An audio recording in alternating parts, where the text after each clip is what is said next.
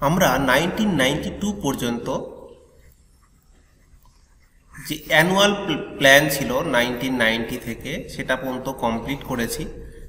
এখন আমরা করছি 5 ইয়ার প্ল্যান, যেটাকে 1992 থেকে 1997 পর্যন্ত।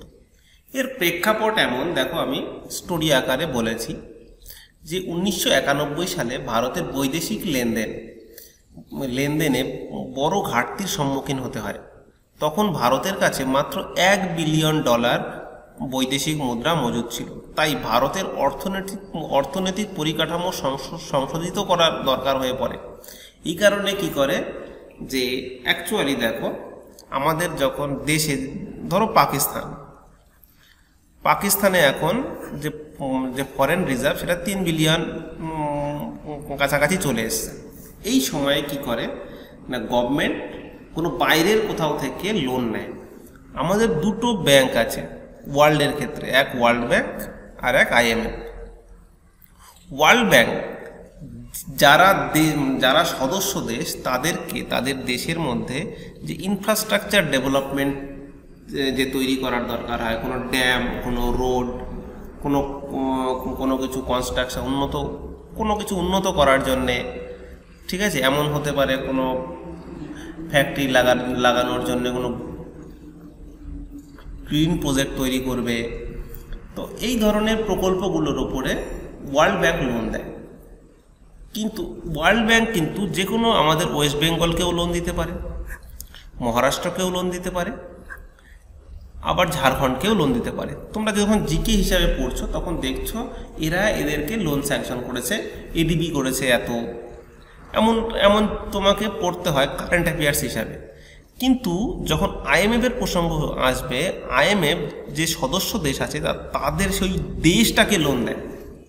এই দুটোর মধ্যে একটু ডিফারেন্স আছে। তার মানে কি, আমাদের যখন ফরেন রিজার্ভ কমে গেল তখন আমরা কার কাছে লোন আনতে যাব? নিশ্চয়ই ওয়ার্ল্ড ব্যাংকের কাছে নয়। কোথায় যাব?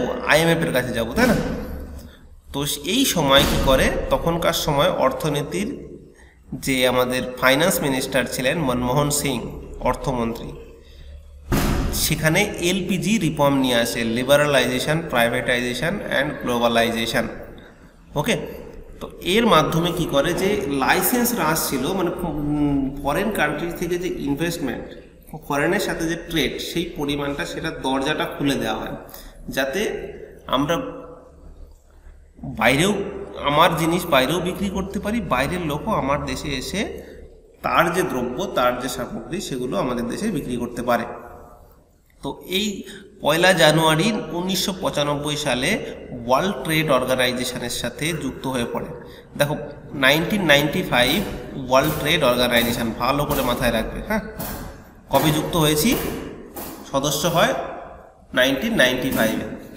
এই প্ল্যানিংয়ের ফলে আমাদের দেশের যে অর্থনৈতিক গ্রোথ সেটা ইনক্রিজ করে যায়। সেটা কত পার্সেন্ট হয়ে যায়? 6.8%। এরপরে আসছে 9th 5 ইয়ার প্ল্যান।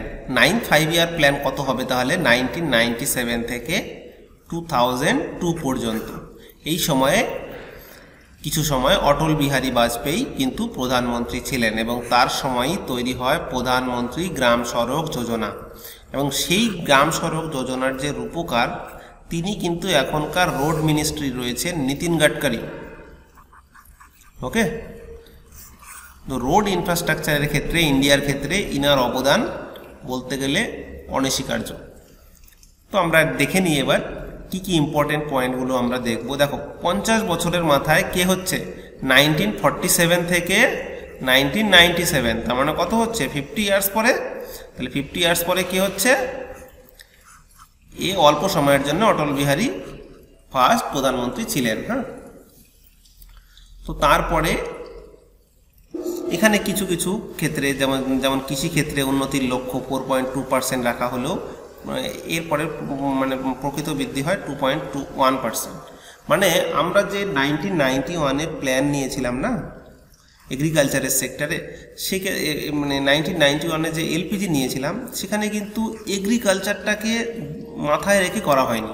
তার জন্য দেখবে যে গ্রোথটা আছে এগ্রিকালচারের ক্ষেত্রে সেটা নর্মাল যেমন হয়, ঠিক আছে, এটাকে ট্রেমেন্ডাস গ্রোথ দেওয়া হয়নি, যেটা কিনা 1966 যখন গ্রিন রেভলিউশন এসেছিল তখন হয়েছিল, বা 1951 পরে ফার্স্ট 5 ইয়ার প্ল্যানে হয়েছিল।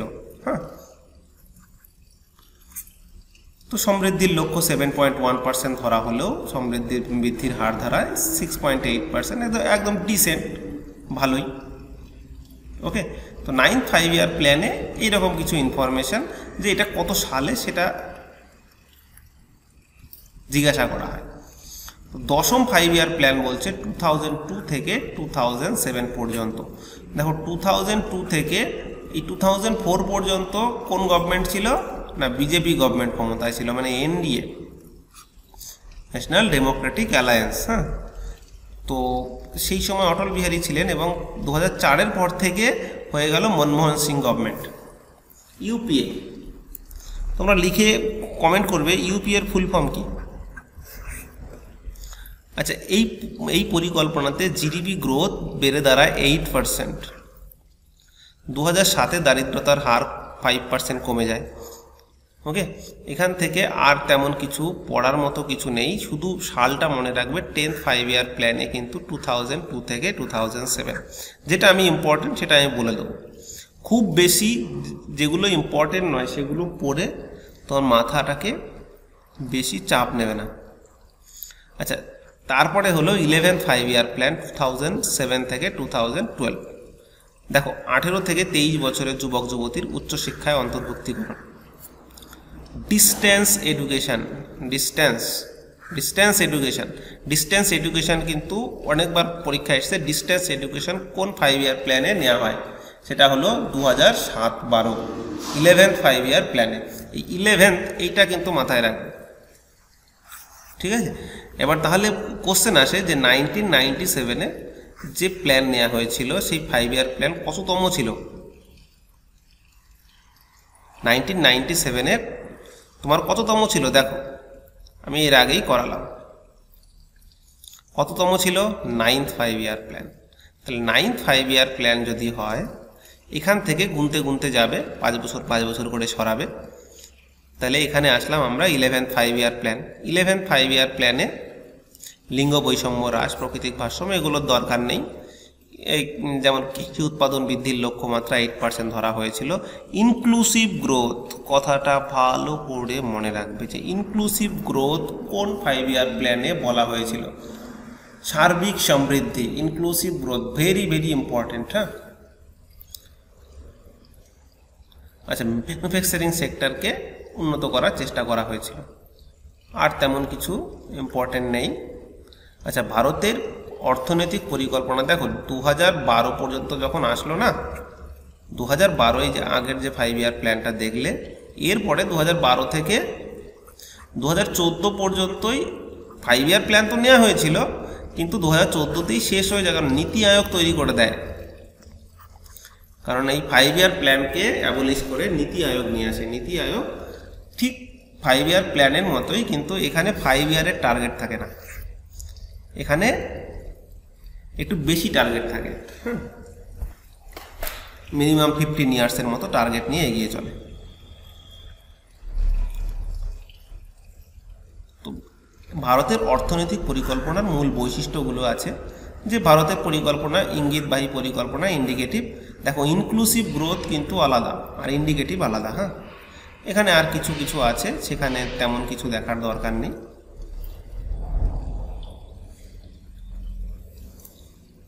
National institution for transforming India, নীতি আয়োগ।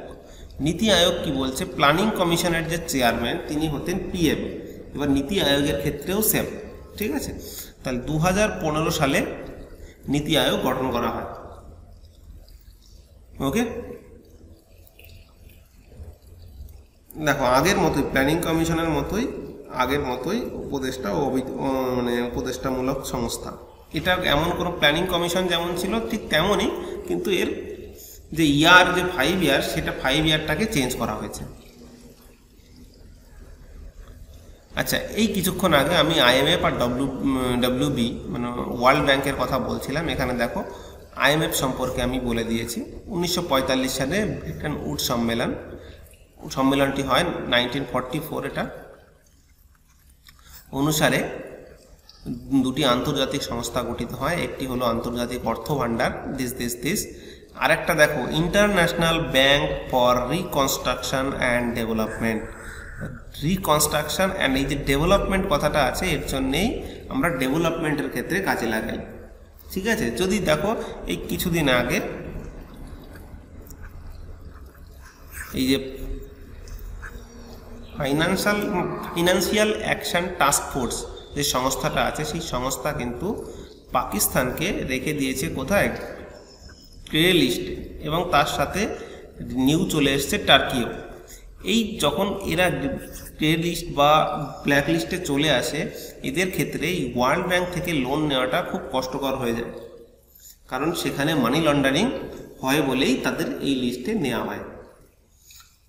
তো ডিফারেন্সটা বোঝার চেষ্টা করবে যে IMF লোন দেয় কান্ট্রিকে, ওয়ার্ল্ড ব্যাংক লোন দেয় কান্ট্রির ভেতরের যে কোনো উন্নয়নমূলক যে কোনো প্রজেক্টকে, বা কান্ট্রিকেও দিতে পারে। ঠিক আছে,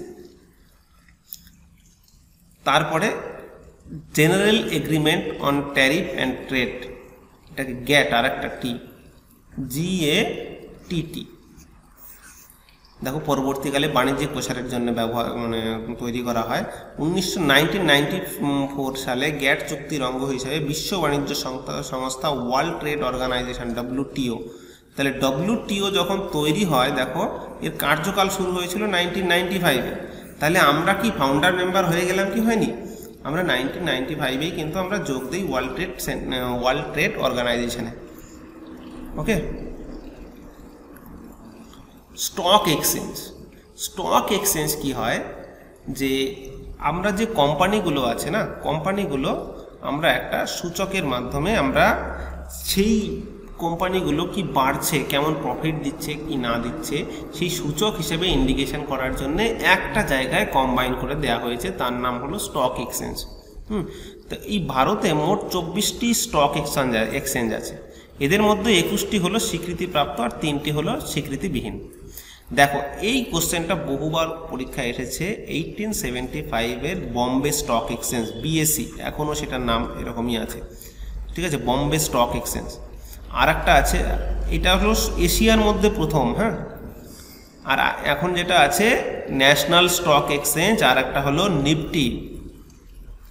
নিফটি মানে কি, নেট 50। ঠিক আছে, নেট মানে টপ যে 50 কোম্পানি আছে তাদেরকে। ঠিক আছে, তো ন্যাশনাল স্টক এক্সচেঞ্জ আর নিফটি। আচ্ছা, ভারতের 3টি স্বীকৃতিবিহীন স্টক এক্সচেঞ্জ দেখো, Magadh stock exchange, Saurashtra stock exchange আর ম্যাঙ্গালোর স্টক এক্সচেঞ্জ। এই দেখো 24টি স্টক এক্সচেঞ্জের মধ্যে মাত্র 5টি সক্রিয়ভাবে ব্যবসা করে। 5টি সক্রিয়ভাবে ব্যবসা করে মানে সব কাজ করে এমন নয়। মেন যে 5টা সেটা দেখো, national stock exchange NSE, Bombay stock exchange BSE, MC stock exchange. ঠিক আছে, আচ্ছা, United stock exchange and central stock exchange. এর মধ্যেই national stock exchange and Bombay stock exchange, এই দুটোই প্রধান যদি বলো ইন্ডিয়ার ক্ষেত্রে।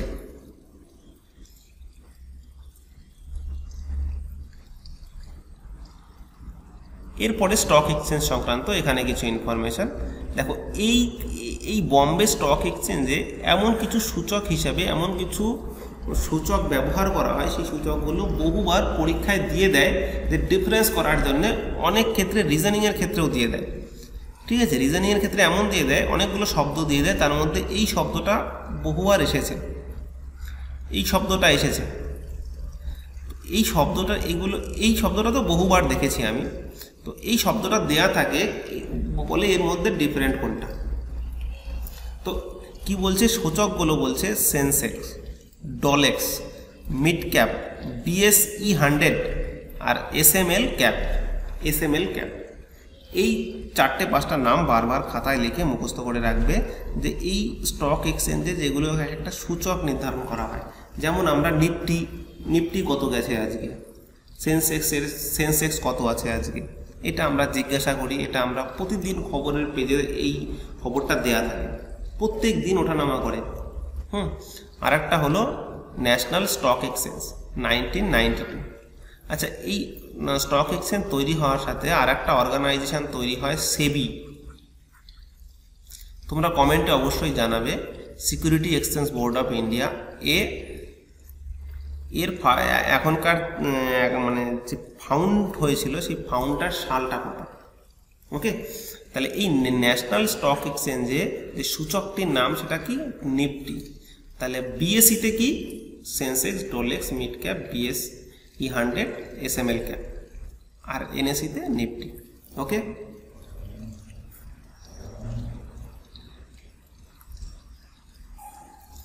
আচ্ছা, ভারতের ক্ষুদ্র শিল্প উন্নয়ন ব্যাংক যেমন সিডবি, আমি বলেছিলাম আইডিবিআই যে ব্যাংক হয়েছিল, ব্যাংকটা যে স্মল স্কেল ইন্ডাস্ট্রিটাকে সেটাকে একটা আলাদাভাবে ডিফাইন করে দিয়েছিল যে এই ক্ষুদ্র শিল্পটা এ দেখবে, তো তার আগে একটা এস লাগিয়ে দিয়ে স্মলটাকে সিডবি ব্যাংক বানিয়ে দিয়েছিল।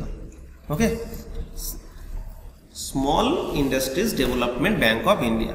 1990 সালে এপ্রিল মাসে এই প্রতিষ্ঠানটি ক্ষুদ্র বিকাশে প্রধান ঋণ সরবরাহকারী হিসাবে কাজ শুরু করে।